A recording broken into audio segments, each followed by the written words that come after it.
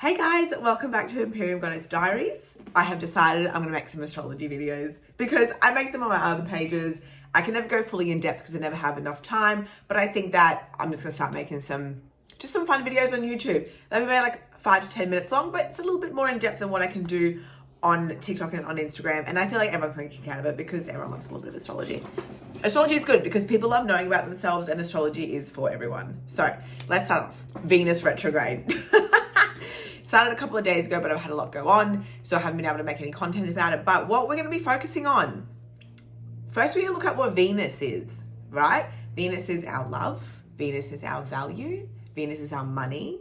Venus is our material. Venus is our luxury. Venus is all the things that make us feel good. Venus is the sign that makes us feel good. Venus loves to feel good. We love to feel good. And wherever it is in your chart is where you will feel good. But because when we're looking at retrogrades now, retrogrades are going backwards. Now, the planet is not actually going backwards. It's more of an optical illusion of all of those things that Venus is going to be reevaluated. We're going to be looking at it.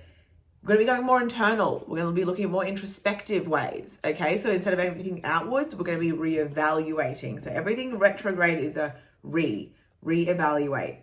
Right. I said reevaluate so many times, but this is also a revisiting things from the past. Now, the last time that Venus was in retrograde with Leo was in 2015.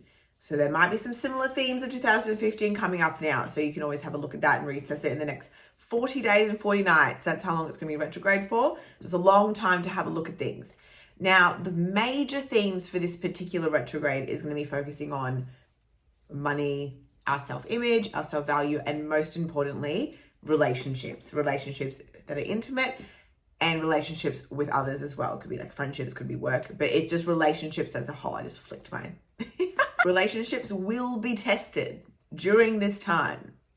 Okay, so when you look at that, you look at the relationships that are kind of hanging on by a thread. If they're hanging on by a thread, there's going to be a chance that they're going to crumble during this next period. If you are obviously in a romantic relationship with somebody, there may be a few tests along the way. But it's also a really good time to have a look at maybe some things that have been niggling and maybe coming up between you and another person. You can communicate that with them as well. With these relationships specifically, I want you to look at how they make you feel. Are they aligning with you? Do they make you feel good? Is this relationship building you up? Is this making you shine? Is this person supporting you? Or are they bringing you down? Or they want to see you fall? Things like that. I recently let go of a friendship that just wasn't aligning with me anymore. Literally the day of retrograde, it kind of ended. It was dramatic, but I'm glad it's gone. It's definitely needed to go. So wasn't aligning with me, wasn't supportive of me. Why would I want it around? So then you go look at that. This also ties closely into your self-value. How much do you value yourself enough to continue having relationships that are no longer serving you? Well, it's in the sign of Leo. Leo is the self. Leo is our sunshine. It's big, it's bright, it's beautiful, but Leo loves external validation. It feeds on it. But this Venus retrograde is a time of introspection, of self-value. So how can you actually turn yourself in and love yourself from within without needing the external value as well? So this obviously can permeate, like I mentioned, in relationships, but it's also what you will accept from people and what you will accept from yourself as a whole. Now, one of the biggest things to look out for during this retrograde as well is money. Okay, so this is a particular time where you just watch what you're spending a little bit more. So unless you have pre-planned a purchase or something prior to the retrograde you've dotted all your I's and crossed your T's and you know what's going on and you're going in with a purchase and it's fine. But this is no irrational spending. This isn't like I'm going to go buy myself that Versace bag and this Fendi belt just randomly. This is not the time to start doing that sort of stuff. This is the time to reevaluate the spending and look at where your money's going. How can you start organizing it well? Because this is a time that also bills can come up. Unexpected crazy bills. Maybe like the dog or the cats need something, God, heaven forbid. Something in your house, something in your car, just a bill that might come up that you may need money for. You need to make sure that you have money for that. So this is definitely no time for irrational spending. Astrologers have also been saying, now, I'm a little bit on the fence about this, but I'm just going to give what I feel inherently, what we should be doing. This is not really a time for plastic surgery. There's no dramatic surgery. But I know as someone who's had plastic surgery before, you don't just go book it in and go fucking get your boobs done a week later. So it's harder to do that. But if you are around the world somewhere where that's an option, if you've decided in 40 days and 40 nights of retrograde that you're going to go get something crazy done to your face, or you're going to get something done to your body, and you book it in with this time, I would just highly recommend just to not. I would recommend for you to book it outside of the retrograde time and first reevaluate your look as a whole, and then wait till after the retrograde and decide whether you still want to go through with this or not. Because we're getting a little bit warped, right? You know, Venus does look at beauty. It looks from within. We're going to get a little bit distorted with our image. But what we can do is look at ways, okay, like you might even like to change your image a little bit, but after. So maybe don't change your hair, but think about changing your hair. Maybe you might like to make a little mood board of looks that you might want to go into. Maybe there's some sort of look that you used to do in the past. Maybe there's a look in 2015 that you used to like fuck with, and you're like, oh my God, I kind of want to dress like that again. You know, have a look at these things slowly, reevaluate them. That's this theme. It's reevaluating. Anytime there's a retrograde, is the time of introspection and looking at things. It's not a time of action. We don't take action during this time. Now, from the 27th to the 30th of July, can't get my words out, Lilith is going to be conjunct Venus in retrograde. So Lilith is a nodal axis, but it's the part of us that wasn't accepted, wasn't valued, and was shunned. So in these times, you may tend to feel a little bit vulnerable about the things that you already felt vulnerable about, or a little bit vulnerable about things that you might be ashamed about. Something might come up from the past and you might, you have that kind of yucky feeling. That will pass. Work through it. What can you learn from it? What has still yet to be released? And then on the 24th of August, we have Mercury going into retrograde. So we're going to have a little bit of an overlap of retrogrades.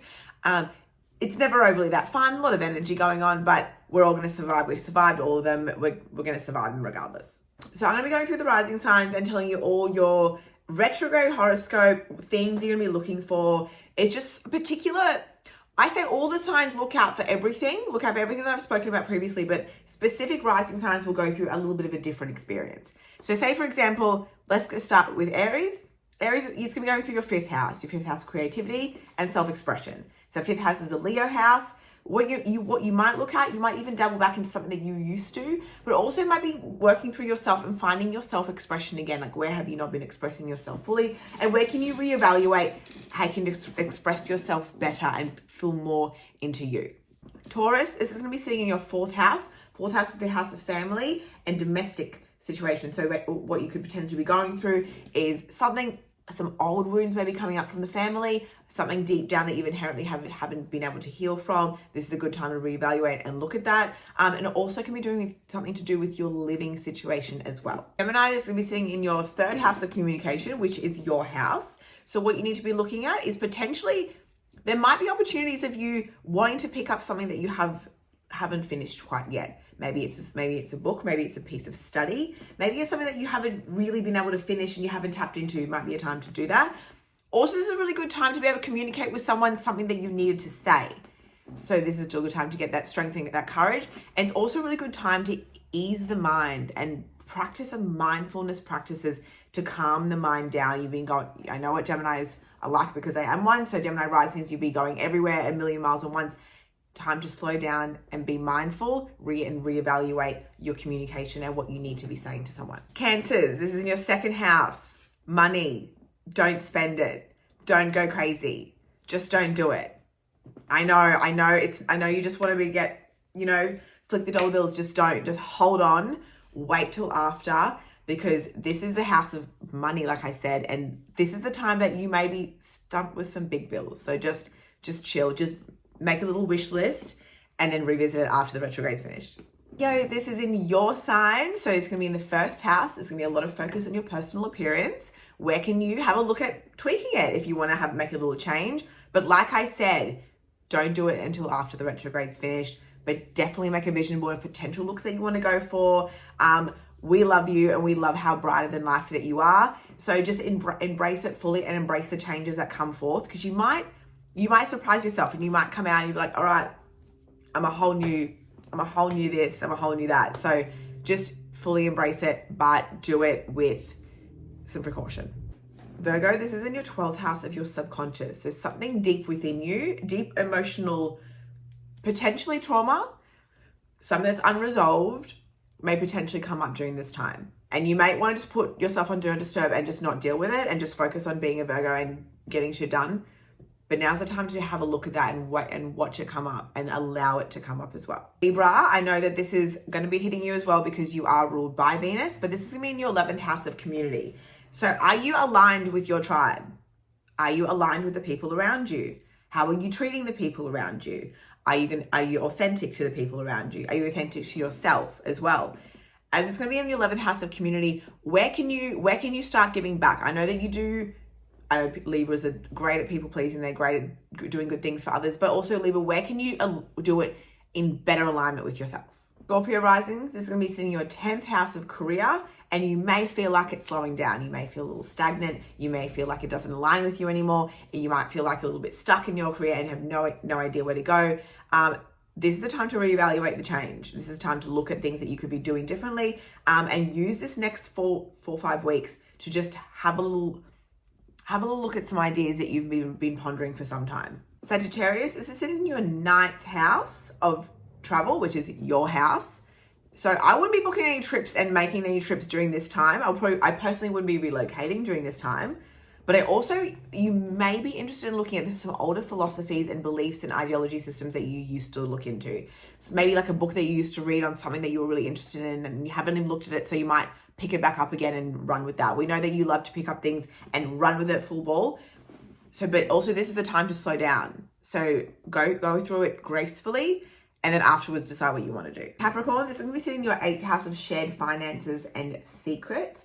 Now, this is a time that you might need to reevaluate some of your debts with people, either people who owe you or you owe others, and have a look at the way that you are conducting yourself in your financial situation. Also, this is maybe a time for you to let go of a secret that you've been harboring with someone, or you might just need to let out something that has been burdening you for a while. Aquarius, this is going to be sitting in your 7th house of relationships. So this may be a time where relationships are really going to be testing for you. Friendships and romantic relationships. This may be a time potentially that you're going to have someone come back into your life that you have unresolved business with. I would personally take this as a sign that you can maybe tie up loose ends and get some closure.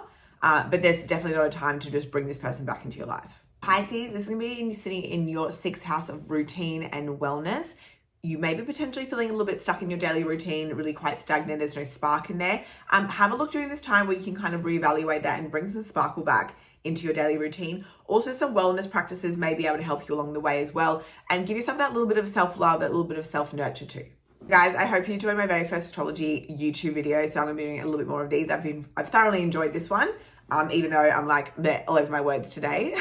I'm quite tired. But if you have any questions, obviously send me a message. But basically the theme is just don't do anything dramatic. Don't spend dramatic. Don't do any dramatic looks. Just chill and just evaluate and make your vision boards, and then afterwards do whatever the fuck you want. So hope you enjoyed that, and I'll see you guys next time.